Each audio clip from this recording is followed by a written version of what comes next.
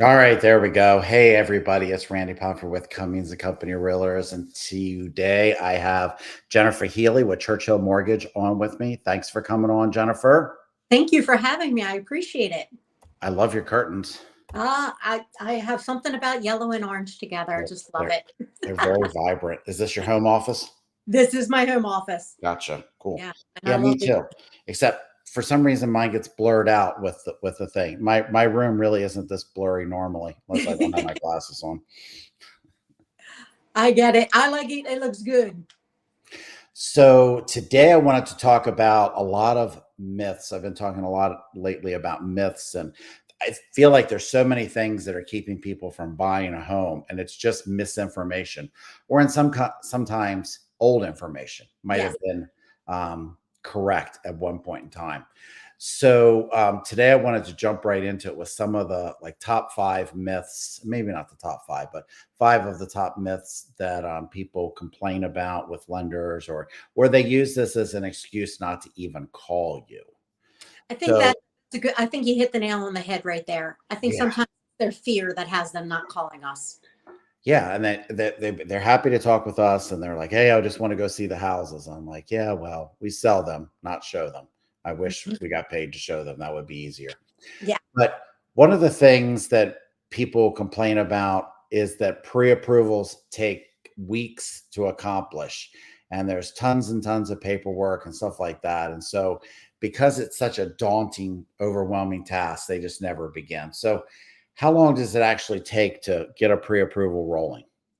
Well, you know what? I don't want to dismiss anything that anybody says. And sometimes the complexity of a loan could be maybe they own five different businesses. And so there's a complexity aspect of verifying different incomes from different, if they're self employed and different tax returns, that may take a minute. But for the average W 2 wage earner, it may take a day to get not even that, maybe an hour to get the qualification done. And then we will then, when the borrower is ready to get pre-approved, I always like to take the next step and get you pre-approved. And meaning I like to take the moment and collect your pay stubs, collect your bank statements, collect your W-2s, your tax returns. And I like to take it and send it into the underwriter and give it to them and give you a commitment so that when you look at a house, you're 100% certain that you can afford that house. You are 100% certain on all of your income being accurate, and it gives you the confidence to really get out there and negotiate a really solid contract. So I understand how that part can take a while, getting it to underwriter, getting in line, waiting for the underwriter to have, time to review it. Maybe they give some feedback and stuff, but let's back up to the beginning. Let's back up to just the borrower part. So you mentioned pay stubs, W-2s, bank statements, Tax returns. tax returns. Did I leave something out? That's the crux of it. If they may have one off, if they're divorced, they may need a divorce decree. They may need a 1099 if they have that type of if they have that type of income. So there's little things that may differ from them. If they have student loans, we may need student loan documentation. So there's little things that may be different for each individual person, but that's the crux of it: is the income, assets, and not only are we looking at income for pay stubs, but we're looking at the W-2s to match and the tax returns to match. So we kind of follow the domino, if you will. And just to play devil's advocate here for a second, most people are doing all this stuff on their phone. I'm running into more and more people Yep. that don't even have a computer, like Yes. we're talking to each other on right now. As you can see, I'm hands free. I'm not doing this, and neither is Jennifer. Well, we can't see her hands, but we'll just assume that she's not doing it. So when it's on their phone, obviously screenshots aren't going to work. I even know that. Yes. Screenshots So are not okay. what do we need to do? They need to like download something. Yeah, so one of the easiest things that I have done is Adobe, Microsoft Adobe has its own app. It's called Scan It. That way you're using a system that one is free. It's the blue Adobe little squiggle. And number two, it has the backing of Microsoft. So it's not some second rate company that you're not sure to use or that will hold your personal private information like your social security number.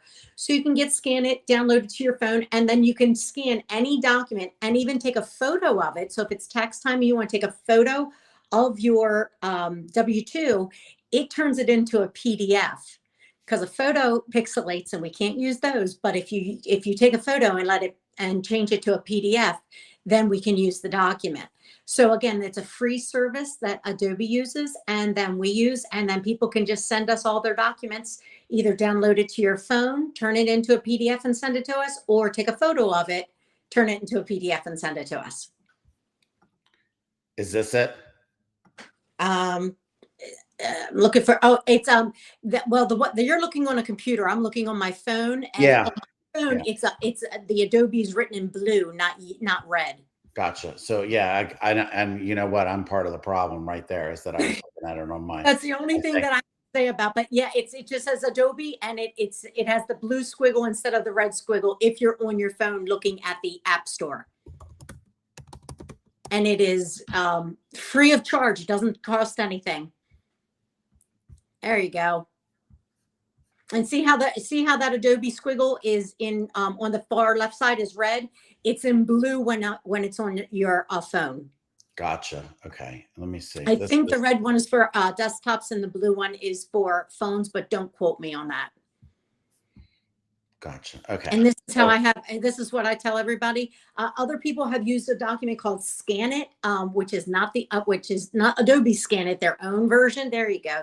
Here it is in blue, everybody. That's it. So if you're an Android user, Google Play. If you're an iPhone user, you can actually use your Notes app. If you go into Notes, there's a thing at the bottom with the camera. And if you click on the camera, it says scan documents, and you can actually just use the app that comes with your phone. So yes. And it makes it easy, and you can get all the documentation over to us very quickly. The initial pre-qualification won't take us much more than maybe a half hour, maybe an hour max, as long as somebody's got that time open to take down your information and to get you pre-qualified and to get you into the government or into one of the underwriting systems.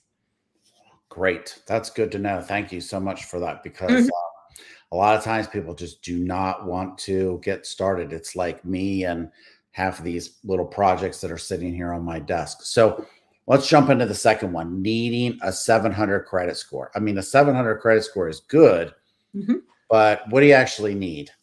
Well, in order to get financing with FHA or VA, we need a 580 credit score, a middle credit score. So typically we all have three: Equifax, TransUnion, and Experian, and mortgage companies always take the middle of three.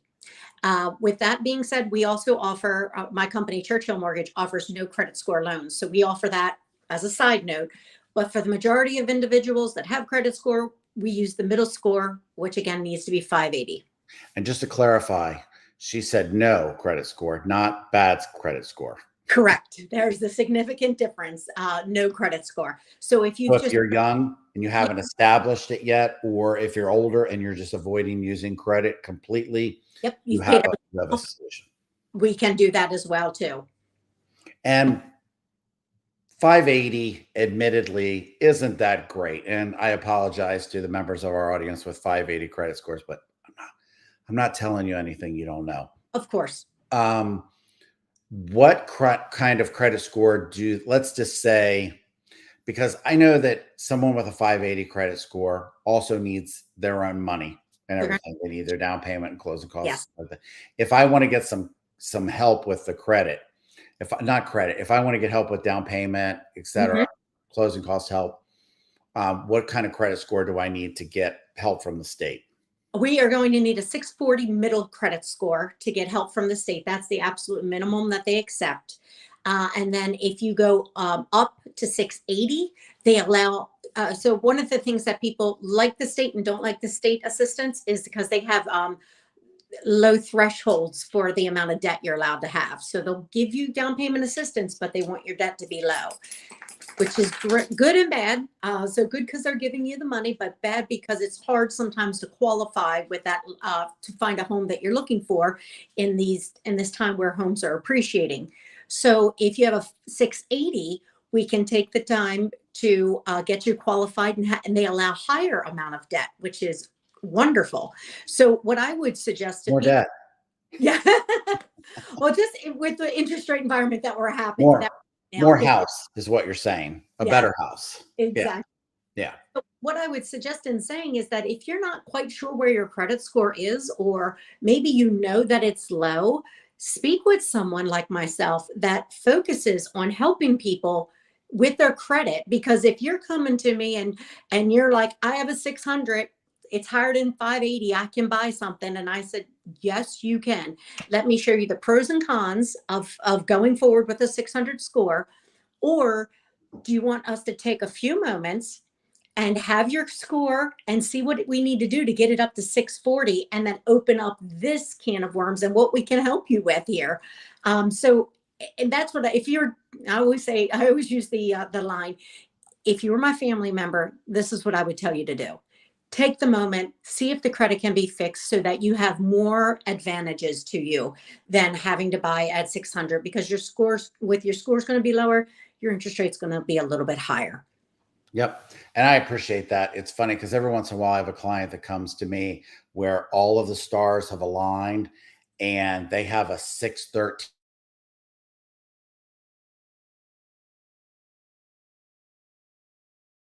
they're never going to buy. So we like, this is best case scenario, do it now. But in essence, everyone, the higher your credit score is, the better you're going to get. But there's definitely a point of diminishing returns where you can wait. We have lots of people that are, I feel like they're paralyzed in this. They're waiting. I'm saving up more. I've got a girl that I'm working with right now. God bless her. She's a school teacher. She's awesome. And she's been teaching now for a few years, living at home, and she keeps saving and saving and saving. And she's like, I just want to save more, and I want to save more, and I want to save more. I'm like, girl, what are you trying to do? Buy this house in cash? These prices are going up faster than you can keep up with it. So I feel like at a certain point, whether it's 640, 660, 680, something or another, you got to pull the trigger and go all in and just get a house.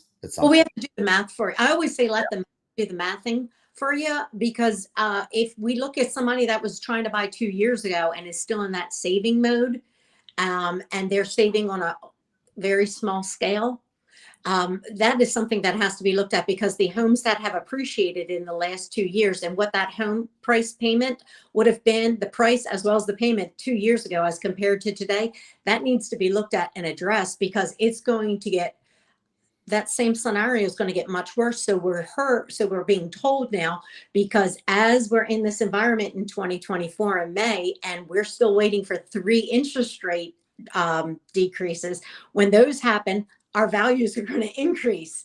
Yeah. Oh no. Value increase. And when they are ready, again, it may price other people out of the market for purchasing. Yes, definitely. And you know, like you mentioned, 2 years, in 2 years, we've seen prices go up about 10% on average over this area.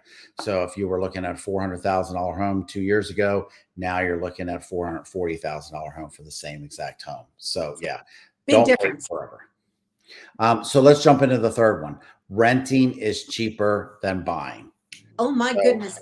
Well, I'm going to tell you, based on the people that I'm talking to, no, it's not. I'm talking to people. Just had a gentleman on the phone with me 2 days ago, saying, please do whatever you can to help me stay in my home. I've looked at homes to rent. I can't afford renting. It's going to cost me $2,300 to rent for a 2-bedroom apartment. And he's looking in the Owings Mill area. And he's looking to purchase at about the same $2,200. The challenge becomes is, what can you qualify for regarding mortgage guidelines? Can you qualify for that amount of rent? Because mortgage qualification guidelines, depending upon where you're looking, the property taxes, if there's any homeowner association fees or condo fees, that might price you out of the market. Gotcha. Yeah. So you definitely need to keep an eye on that. And the thing is I work with a lot of people who are landlords. I mean, I love helping people who are investors buy properties and buy more properties. We've got a young lady right now who's a nurse that is working with us. And I think 6 months ago, she bought a house, and she's getting ready in another month to buy another house. And she's just going to keep doing it. She loves having that income. But here's the thing. Here's the secret sauce that everyone needs to realize. She's paying this. She's adding a little bit in as profit, and then she's charging this. It's just economic sense. She's not trying to get rich off of somebody or off the backs of other people, but she always knows that there's going to be people out there that are renting and they're always going to be willing to pay. So you need to break that cycle. You need to get out of that and get a house at some point. It really does. She's going to make all of her profit on the appreciation of the property. That little monthly stipend that she makes extra, that probably just goes toward maintaining the property if anything was Exactly. wrong with it.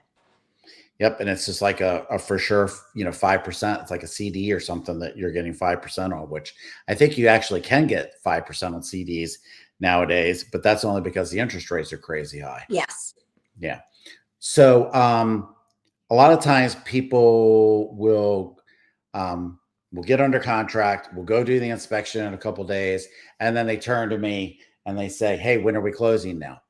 Like that's going to be the next day. Can you give us a look? Can you just pull the curtain back a little bit? What are some of the things that go on behind the scenes between contract and close that you can shed some light on? Okay.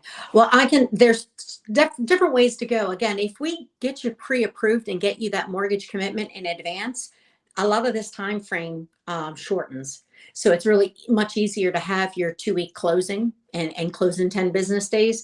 On the lending side, if we do everything in advance, you still have to wait for titles and lien certs and things like that. But on the lending side, we can have everything except for the appraisal done.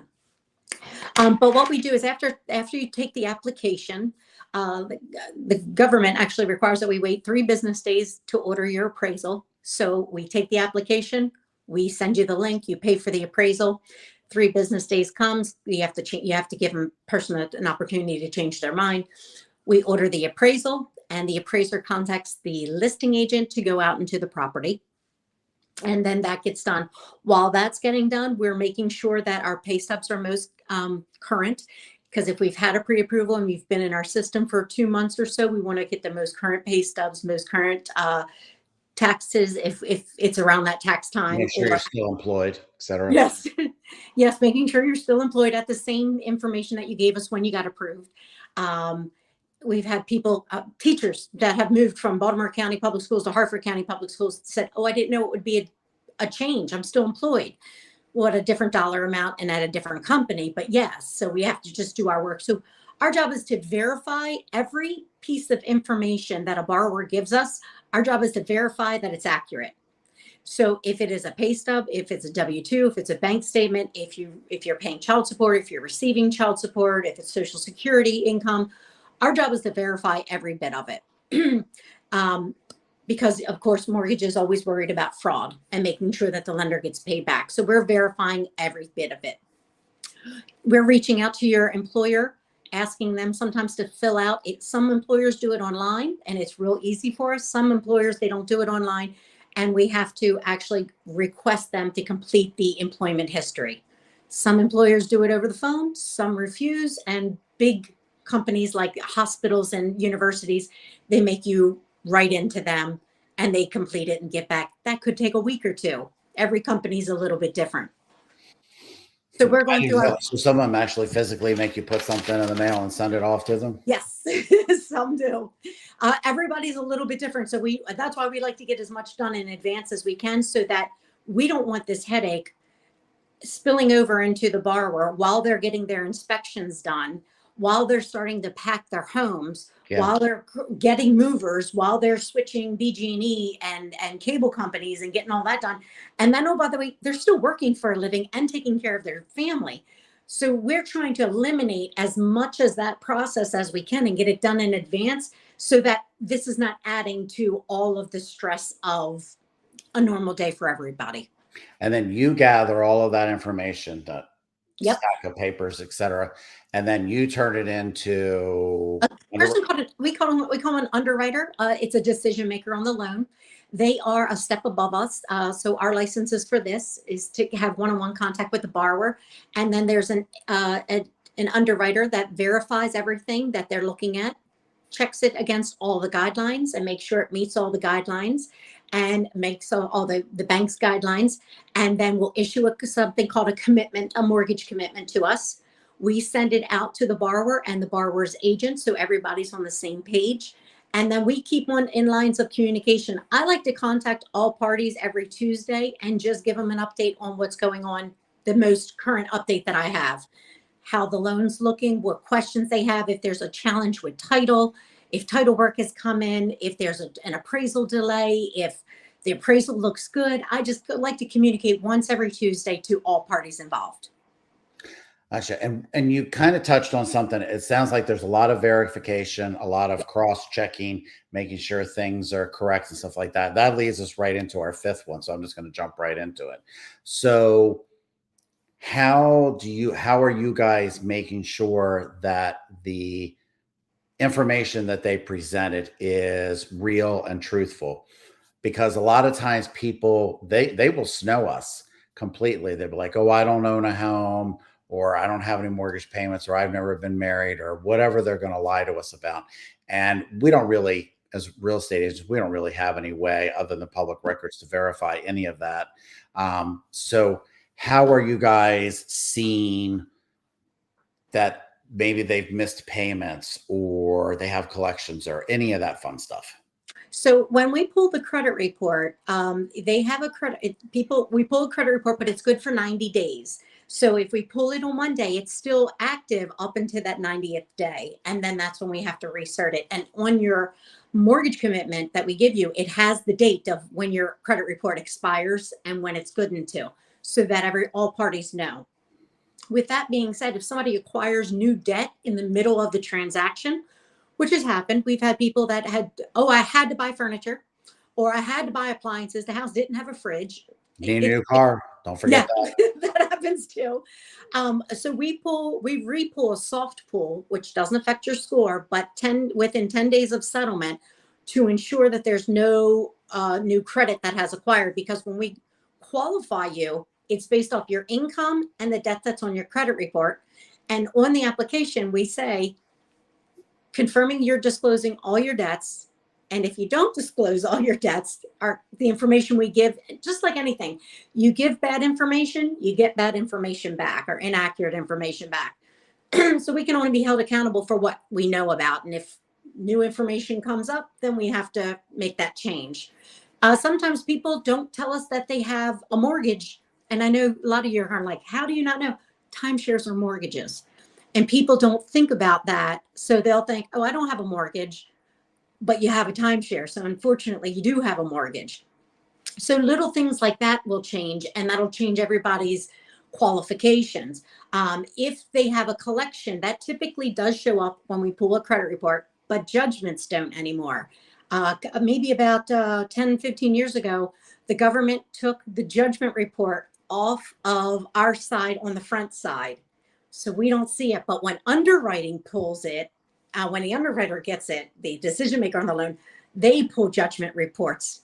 And then something pops up. We don't know about it on the sales side because they took it off the credit report, but it comes up on the back end. We still do a lot of data verifying employment, verifying debt. We also are looking at your bank statements. So when you give us a bank statement, and for example, you don't have a debt that's on your credit report, but you're paying a debt that's on a bank statement. And I had a lady a couple months ago, and she had an adult child that was an adult child that didn't have credit, but she was paying for her adult child's debt on her bank statement every month. So all we did is collect a copy of her bank statement, or a copy of the stub, like a credit card stub, that showed that it was in the daughter's name, not the mother's name, and that but the daughter didn't have a bank account. So daughter was giving her cash, the mother was making the payment. We can verify things like that all day long, and that's no problem. We can all do that. It's just a little bit more paperwork involved. So a word of advice then, I tell people this all the time, is 2 months before you're going to buy a house, please, for the love of God, simplify your checking account. Yeah. Because when you have all this crazy stuff going on there, I remember when a friend of mine, Melissa, was buying a house, she was also getting married, and she would buy everything and then have all of her bridesmaids reimburse her. So she'd have a $350, not thousand, thank God, $350 charge. And then she'd have like 5 $70 repayments or something like Yes. that. And she was having to write letters left and right to explain all this stuff because it looked like, I don't know what it looked like. It probably looked like she was running a business or something out of her It checking. does, well, nowadays there's so many people that have side hustles. So many people that do Uber Eats or do DoorDash or do Uber or Lyft. I always suggest to those individuals to have a separate bank account that those monies go in, because watching those money come in, depending upon how you take that money out, you may cross the threshold where we need a letter of explanation. And rather than aggravating yourself with that, it may be just easier to have a separate bank account and have that money go into it that you have access to, you can still play around with. But that way you're not, it's so important to explain to people really the things that we see every day as people get aggravated with. We tell them in advance. They know that it's coming, but I don't know if they just don't believe it's as aggravating as we know that it is when we get into it, because we kind of, it's just like, I don't want to make my job harder. I don't want to make it more difficult on them. But when we say separate that account, separate that account. Yeah. And I feel like a lot of times people just think that they can get away with something or something's going to be hidden or something like that. In today's computer world, I mean, unless you're signing, with the card, with the loan shark on the corner, signing a loan or something like that, everyone and their sister is going to know about it. I mean, it's out there. Yeah, I'm sure you are like me. I've been doing this 27 years. And back in the day, you could negotiate a condition and say, oh, I can't provide that documentation. I just don't have access to it. We used to be able to go back to the underwriter back in the day and make a case for not having that condition in there and have it waived.